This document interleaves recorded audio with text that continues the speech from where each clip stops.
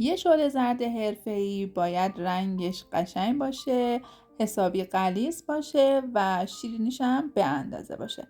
برای درست کردن این شعله زرد عالی با من همراه باشین. برنج نیمدونه رو از چند ساعت قبل خیس کردم، با کمی آب و گلاب گذاشتم که حسابی خیس بخوره. اونو داخل یه قابلمه میریزم و 9 برابر مقدار برنج بهش آب اضافه میکنم و اجازه میدم که اولش با حرارت بالا آب برنج به جوش بیاد و بعد اون رو با حرارت کم میذارم که بپزه. برای داخل شعله زرد من از هل استفاده میکنم و هل رو خودم آسیاب میکنم که عطر و طعمش بهتر باشه. وقتی که هل رو همون لحظه آسیاب میکنیم، عطرش خیلی بیشتر از هلایی هستش که به صورت پودر شده تهیه میکنیم و داخل غذا میریزیم. خب توی این مرحله برنجم حسابی داره میجوشه. حدوداً 1 ساعت تا 1 ساعت و نیم زمان لازمه تا برنج کاملا شکفته بشه و به اون نرمی که میخوایم برسه. دوست خوبم اینجا کانال آشپزشو هستش. ما غذاهای سنتی و ملل رو آموزش میدیم. اگر هنوز کانال رو سابسکرایب نکردی یادت باشه که هرچه سریعتر کانال رو سابسکرایب کنی.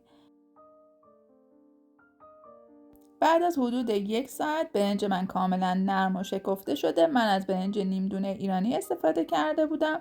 توی این مرحله کره رو بهش اضافه میکنم، کاملا مخلوطش میکنم. یادتون باشه که تو پخت شعله زرد اوایل پختش زیاد هم نزنین که شعله زردتون ته میگیره. حالا شکر رو هم میریزم. مقدار شکر هم 2 برابر مقدار برنجی هستش که استفاده میکنیم. حتما از یه پیمونه ثابت استفاده کنین و میزان مواد رو با همون پیمونه زیاد ترش کنید. حالا پودر هل رو هم میریزم که عطر شعله زرد رو خیلی بهتر میکنه.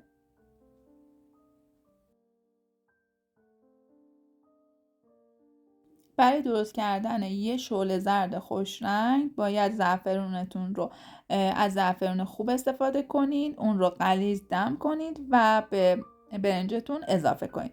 من زعفرون رو میریزم، خوب همش میزنم و بعد اگر کم بود دوباره بهش زعفرون اضافه میکنم.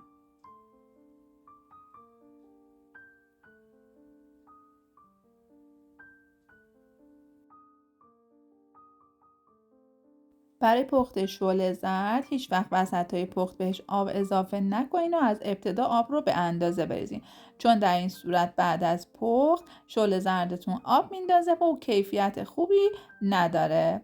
من اینجا دوباره بهش شکر اضافه کردم چون میزان شکر من کم بود و اون شیرینی که میخواستم و نداشت. یادتون باشه که بعد اینکه شکر رو اضافه میکنین شعله زرد آب میندازه، نگران نباشین. اجازه بدین که دوباره با حرارت کم بجوشه و آبش کشیده بشه. توی این مرحله که شعله زرد دیگه کم کم ممکنه که حالت پرش داشته باشه، داره آماده میشه. حالا خلال بادومی رو که خیس کرده بودیم رو بهش اضافه میکنیم. خلال بادوم رو هم من با گلاب خیس کردم که عطر و طعم گلاب رو به خودش بگیره. من پوست هل رو هم داخل شعله زرد ریخته بودم که عطرش بهتر بشه و بعد پخت اون رو جدا میکنم. حالا گلاب رو هم میریزم.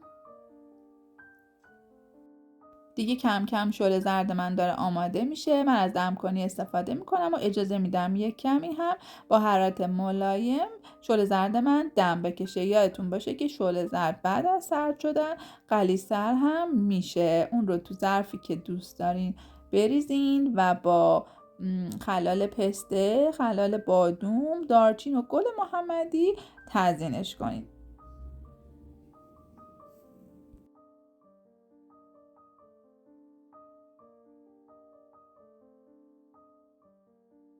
شل زرد یه دسر ایرانی پرطرفدار هستش که معمولا تو مراسم‌های مذهبی درست میشه.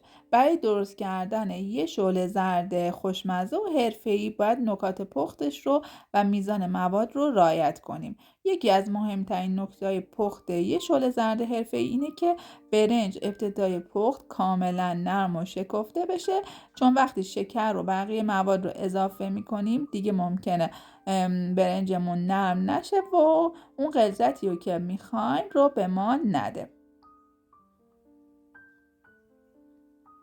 اینم از شعله زرد من که حسابی غلیظه و خیلی هم خوش رنگه، طعمش هم که فوق‌العاده خوشمزه شده.